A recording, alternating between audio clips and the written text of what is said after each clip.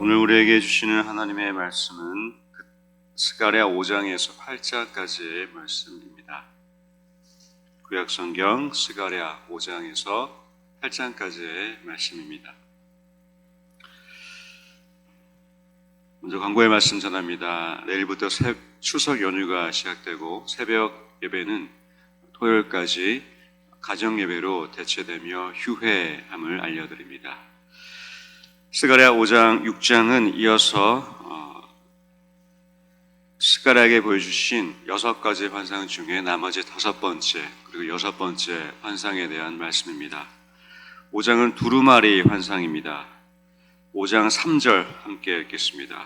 그가 내게 이르되 이는 온 땅 위에 내리는 저주라.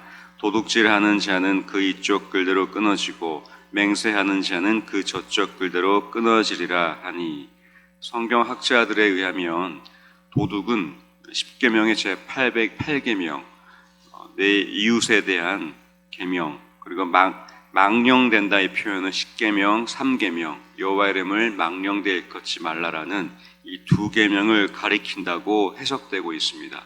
즉 십계명 8계명은 십계명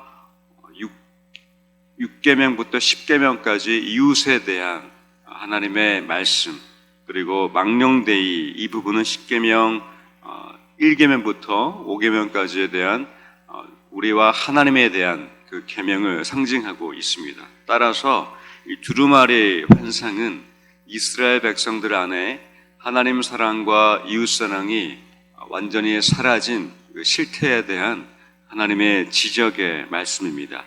이어서 5장 5절부터는 에바 속의 여인에 대한 환상인데 5장 7절 함께 읽겠습니다. 이 에바 가운데에는 한 여인이 앉았느니라 하니 그때에 둥근 납 한 조각이 들리더라.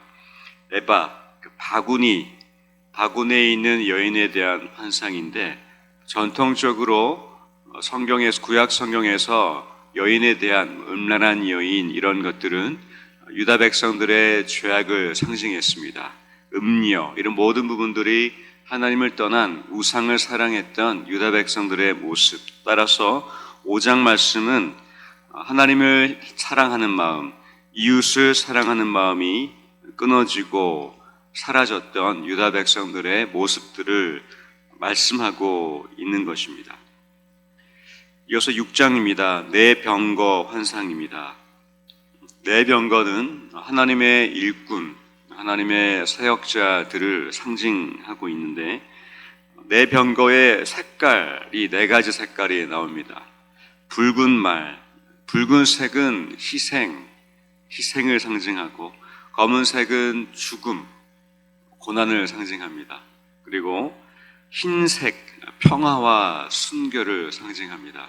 그리고 어롱진 말이 나오는데 이것은 건강하며 견고한 말을 상징합니다.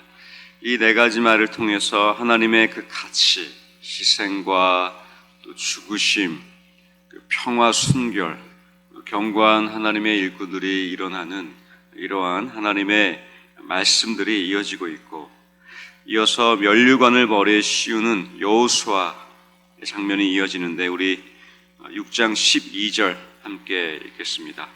말하여 이르기를 만군의 여호와께서 이같이 말씀하시되 보라, 싹이라 이름하는 사람이 자기 곳에 돋아나서 여호와의 전을 건축하리라. 11절에 대제사장 여호수아의 머리에 씌우고 면류관을 씌우는 장면이 등장합니다. 이것은 2가지를 의미하는데, 하나는 그 당시에 여호와의 성전 건축을 일으켰던 스룹바벨 총독과 대제사장 여호수아, 이 2사람은 하나님의 성전을 건축하는 데에 막대한 영향력을 지니고 있었습니다. 그래서 하나님의 권위를 그에게 부여함으로 여호수아를 통해서 하나님의 성전이 건축되는 데에 하나님께서 그에게 면류관 씌우셨다. 성전 건축하도록 그를 리더로 세우신 기름 부으심 장면이 될 수 있고, 더 나아가서는 여호수아라는 뜻은 예수아라는 이름을 가지고 있는데 결국 신약 성경의 예수 그리스도를 가리키고 있습니다. 따라서 이 구절은 장차 오실 예수 그리스도에게 면류관을 씌워드리며 이분이 온 인류의 궁극적인 왕이 되시고 대제사장이 되시고 그분께서 제사장이 제물로 죽으시는 이러한 파격적인 하나님의 십자가 희생으로 이어짐을 예표하고 있는 구절입니다. 그래서 구약 성경은 신약의 예표라고 합니다. 곧 오실 예수 그리스도가 곳곳에 묻어나 있고 이 스가랴 말씀은 본격적으로 곧 오실 예수 그리스도의 성육신 임박했던 예수님의 임재 이 땅에 오심을 본격적으로 예표하고 있는 장면이 되겠습니다. 7장입니다. 금식과 청종에 대해 기록되어 있는데 7장 5절 함께 읽겠습니다. 온 땅의 백성과 제사장들에게 이르라 너희가 70년 동안 다섯째 달과 일곱째 달에 금식하고 애통하였거니와 그 금식이 나를 위하여 한 것이냐. 다섯째 달과 일곱째 달 역사적인 기록으로 유다 백성들은 금식을 했습니다. 먼저 다섯째 달은 BC 586년경에 5월 17일 성전이 완전히 파괴되었을 때 이때 유다 백성들은 70년 동안 포로가 된 70년 동안 매년 다섯째 달에 금식을 했습니다. 슬퍼했다는 것이죠. 일곱째 달은 바벨론 왕의 식민지 시대가 되었던 유다 백성들이 그 총독으로 세워진 그달랴가 있는데 그달랴가 죽었을 때 그들 또한 금식하며 애도했습니다. 다섯째 달과 일곱째 달에 했던 그들의 금식, 슬픈 마음이 하나님을 말씀하시길 하나님을 위한 것인지 아니면 너희들을 위한 것인지 물으시며 이 금식보다 청종을 요구하시는데 7장 13절 함께 읽겠습니다. 내가 불러도 그들이 듣지 아니한 것처럼 그들이 불러도 내가 듣지 아니하리라. 만군의 여호와가 말하였느니라. 하나님이 부르셔도 그들이 듣지 아니한 것은 하나님이 원하신 것은 금식보다 청정이었습니다. 제사보다 순종이었습니다. 우리가 드리는 새벽 예배보다 말씀을 듣고 순종하는 것을 더 기뻐하는 것입니다. 우리 마음에 새벽 예배에 내가 매일 참석한다고, 내가 주중 예배에 다 참석한다고, 그러나 삶과 멀어진 우리의 신앙적 예배는 그렇죠. 종교적 행위로 그칠 수 있다는 것입니다. 하나님 원하시는 것은 수많은 예배, 수많은 금식보다 말씀을 듣고 청종하여서 우리 삶에서 묻어나게 하는 것입니다. 그것은 7장 8절부터 나오고 있는 바로 하나님을 사랑하고 인간을 사랑하며 나그네와 고아를 정의와 공의를 행하는 것인데 그것은 5장 말씀에 두루마기 비유를 환상을 통해서 말씀하신 바로 십계명 하나님 사랑과 이웃 사랑을 지키는 것이었습니다. 이것이 바로 하나님이 원하시는 청정하는 삶인 것입니다. 8장입니다. 본격적으로 하나님이 예루살렘에 대한 회복의 말씀을 주옥 같은 말씀으로 스가랴에게 말씀하고 계십니다. 우리 8장 7절과 8절 말씀 함께 읽겠습니다. 만군의 여호와가 이같이 말하노라. 보라, 내가 내 백성을 해가 뜨는 땅과 해가 지는 땅에서부터 구하여내고 인도하여다가 예루살렘 가운데에 거주하게 하리니 그들은 내 백성이 되고 많은 진리와 공의로 그들의 하나님이 되리라. 거주한다는 구약 성경에 많은 표현이 있는데 거주한다는 것은 잠시 있다가 가는 방문하는 뜻이 아니라 거주한다는 것은 그 집에 정착해서 영원히 사는 것을 의미합니다. 그래서 예루살렘이 포로가 되었지만 다시 완전히 거주하여서 하나님의 백성이 되고 하나님은 그들의 하나님이 되시는 이러한 하나님의 약속과 회복에 대한 말씀이 주님께서 스가랴에 가고 계시는데 8장 13절도 읽겠습니다. 유다 족속과 이스라엘 족속아 너희가 이방인 가운데에 저주가 되었었으나 이제는 내가 너희를 구원하여 너희가 복이 되게 하리니 두려워하지 말지니라. 손을 견고히 할지니라. 복이 되겠다 하신 말씀, 창세기 말씀에 기록되어 있는데 복의 근원이 되라고 했던 이 아브라함을 향한 하나님의 약속, 족속이 되고 민족이 되며 나라가 되어서 하나님의 복이 온 땅에 가득하게 하겠다는 그 약속의 말씀이 다시 스가랴 말씀을 통해서 재언되고 있습니다. 하나님의 약속은 결코 잊지 않으시고 잠시 끊어진 것 같처럼 느껴질 수 있지만 우리가 하나님을 사랑하고 이웃을 사랑하는 이 십계명의 삶을 다시 살아갈 때 하나님의 약속은 다시 우리를 향해 우리가 복 자체라고 말씀하시고 복의 근원된 그 삶을 펼치시는 것입니다. 8장 16절, 17절도 함께 읽겠습니다. 너희가 행할 일은 이러하니라. 너희는 이웃과 더불어 진리를 말하며 너희 성문에서 진실하고 화평한 재판을 베풀고 마음에 서로 해하기를 도모하지 말며 거짓 맹세를 좋아하지 말라.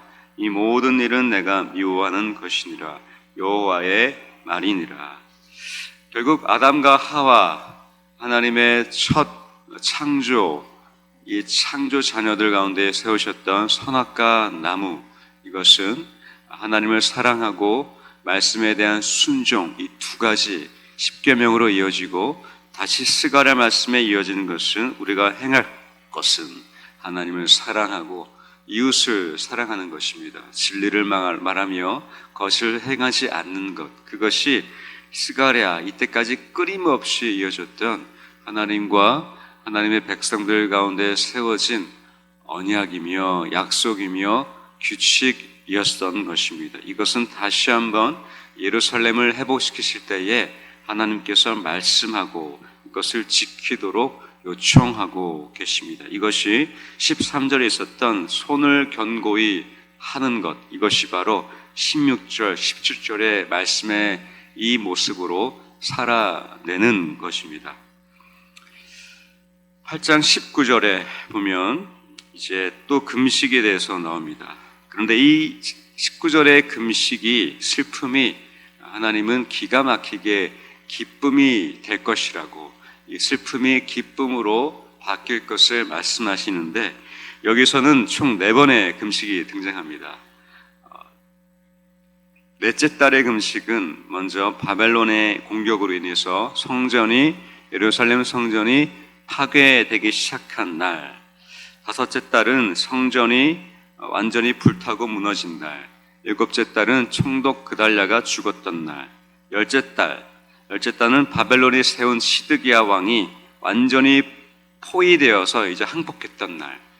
이 예루살렘 이스라엘의 흑역사, 슬픈 역사에 유다 백성들은 포로가 되어서 절기 때마다 이 4달 동안 금식하며 슬퍼했습니다. 그런데 예루살렘을 회복시키시는 하나님은 이 금식의 슬픔을 기쁨으로 바꾸시겠다고 약속하고 계십니다. 기쁨과 즐거움과 희락이 절기들이 되리니, 우리가 새벽 예배와 주중 예배 그리고 주일 예배, 또 우리가 지키는 절기, 이 모든 것들이 이 말씀을 통해서 우리가 확신할 수 있는 것은 인생의 슬픔과 고난과 아픔으로부터 모든 예배는 이 말씀처럼 우리의 기쁨과 즐거움과 희락의 순간이 됨을 믿습니다. 왜냐하면 그 하나님이 우리의 슬픔을 기쁨으로 바꾸시고 우리의 예배에 끝나는, 우리가 파송되는 그 순간이 이 세상을 향해서 복이 되라고 말씀하시며 우리에게 강복하시고 우리를 세상과 이웃과 가정과 곳곳으로 이 10계명 6계명부터 10계명까지 살도록 하나님이 기대하시며 우리를 보내시는 순간이 되기 때문입니다. 그래서 8장 23절 함께 읽겠습니다. 만군의 여호와가 이와 같이 말하노라. 그날에는 말이 다른 이방 백성 10명이 유다 사람 하나의 옷자락을 잡을 것이라. 곧 잡고 말하기를 하나님이 너희와 함께 하심을 들었나니 우리가 너희와 함께 가려 하노라 하리라 하시니라. 이것이 복이 되는 삶 아니겠습니까? 이웃들이 우리를 붙잡고 하나님이 당신과 함께 하십니까?